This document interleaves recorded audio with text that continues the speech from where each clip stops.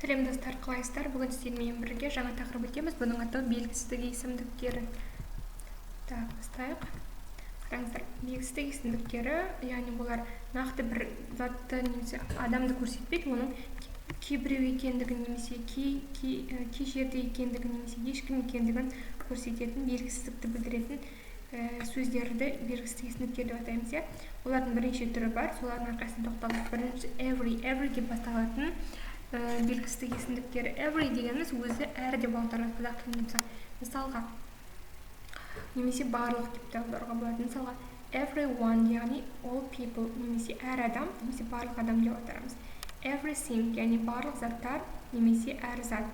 Everybody, all people, немесе барлық адамдар, немесе әр адам. Бұл жерде екі мағынасы бар.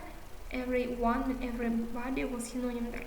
Everywhere, яғни бүкіл жерде, немесе әр жерде деп аударамыз. Сонымен егер сөздің алдына nothing, thing, body, where деген сөздің алдына every деген сөзді қойсақ, онда бізде әр деген мағынаны білдіреді. Әр адам, әр жер, әр кім, әр зат деп аударамыз.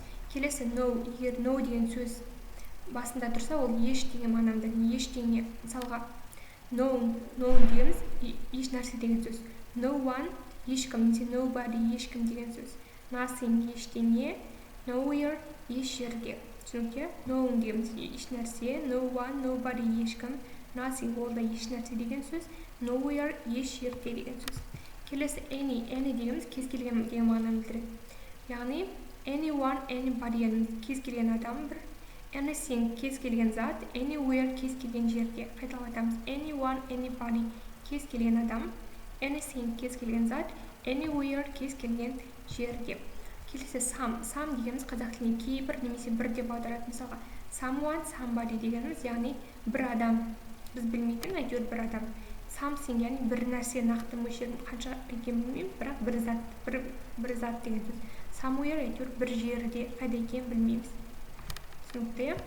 Келесі енді еске сақтайтын нәрсе, remember дегеніміз some, any, no, every дегеніміз төрт жалғау арқылы жазылады деп айттық. Бірінші one, someone, somebody, anyone, anybody, no one, nobody, everyone, everybody дегеніміз адамдарға қатысты қолданылады. Thing дегеніміз зат деген сөз, яғни оған some'ды қоссақ, something, яғни бір зат деген мағынамыз, бұл заттарға қатысты қолданылады. Something, anything, nothing, everything. Places, жердің атауын білдіру үшін біз мына сөздер қолданамыз. Somewhere, anywhere, nowhere, everywhere. Somewhere бір жерде, әйтеуір белгісіз. Anywhere кез келген жерде, nowhere еш жерде, everywhere әр жерде, барлық жерде деген сөз.